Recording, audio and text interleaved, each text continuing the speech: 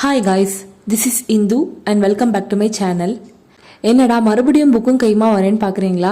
மறுபடியும் வந்து நெக்ஸ்ட் இயருக்கு வர போகிற குரூப் 4 எக்ஸாமுக்கு வந்து நான் இப்போமே வந்து ப்ரிப்பரேஷன் ஸ்டார்ட் பண்ண போகிறேன். இந்த வீடியோ வந்து குரூப் 4 எக்ஸாம் ரிசல்ட் வந்து அடுத்த நாள் வந்து நான் ஷூட் பண்ணேன். பட் நான் போஸ்ட் பண்ணுறதுக்கு தான் ரொம்ப லேட் ஆயிடுச்சு. எல்லாருமே வந்து குரூப் 4 ரிசல்ட் வந்து பார்த்துருப்பீங்க. நானும் என் ரிசல்ட்டை பார்த்துட்டேன்.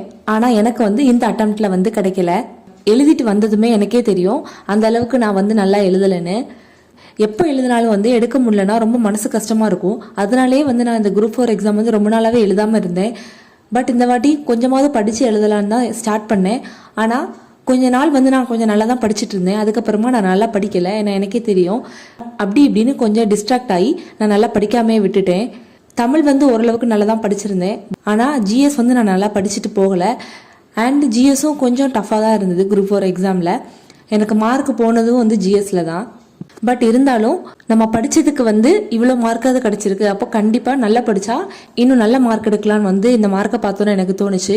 தமிழ் எப்படியும் நம்ம ஓரளவுக்கு படிச்சிடலாம், எப்படியாவது வந்து மார்க் எடுத்துடலான்னு தெரியும். நான் தமிழுக்குமே வந்து இந்த இதில் நல்ல மார்க் தான் எடுத்திருந்தேன். மேக்ஸ் கூட வந்து நம்ம எப்படியாவது வந்து போட்டுடலாம். ஆனால் அந்த ஜிஎஸ் தான் வந்து நம்ம எடுக்கிறது கஷ்டம். அதனால ஃபர்ஸ்ட் ஜிஎஸ்லேருந்தே ஸ்டார்ட் பண்ணலான்னு சொல்லிட்டு நான் ஜிஎஸ்ஸே வந்து படிக்க ஸ்டார்ட் பண்ணிட்டேன்.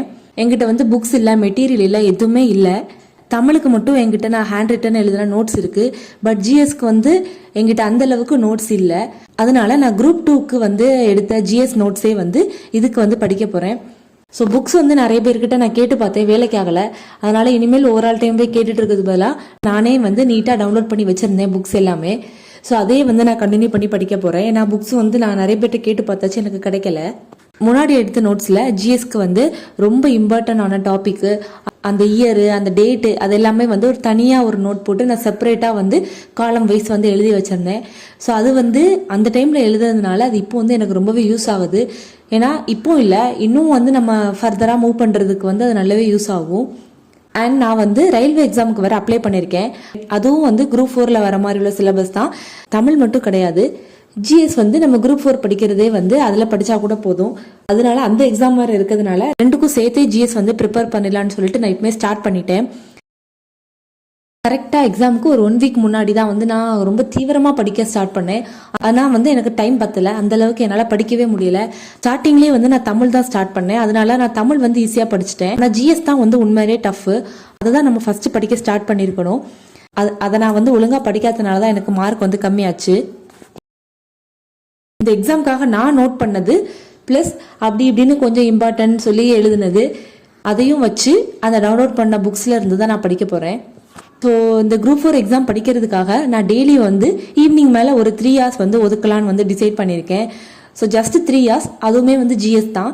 அந்த 6th புக்கு 7th புக்குன்னு வரிசையாக போகலான்னு சொல்லி நான் முடிவு பண்ணியிருக்கேன். ஃபர்ஸ்ட் வந்து 6th ஸ்டாண்டர்டோட புக் தான் வந்து நான் எடுத்திருக்கேன் ஜிஎஸ் படிக்கிறதுக்கு. போன வாட்டி நான் பண்ண தப்பை வந்து எல்லாத்தையும் வந்து படித்தது தான். ஒரே நேரத்தில் எல்லாத்துலேயும் வந்து கொஞ்சமாக படித்து அது வந்து முடியவே இல்லை, படிக்கவும் முடியல. டாபிக் வந்து கம்மியாகவும் இல்லை, டைமும் இல்லை. அதனால எது ஃபஸ்ட்டு தேவையோ அதை படிச்சுட்டு நமக்கு எது நல்லா தெரியுமோ அதை வந்து லாஸ்ட்டாக படித்தா இன்னும் நல்லா ஈஸியாக இருக்கும். இனி வீக்லி இந்த குரூப் 4 எக்ஸாம் ரிலேட்டடாக தான் வந்து நான் வீடியோஸ் போஸ்ட் பண்ணுறேன்.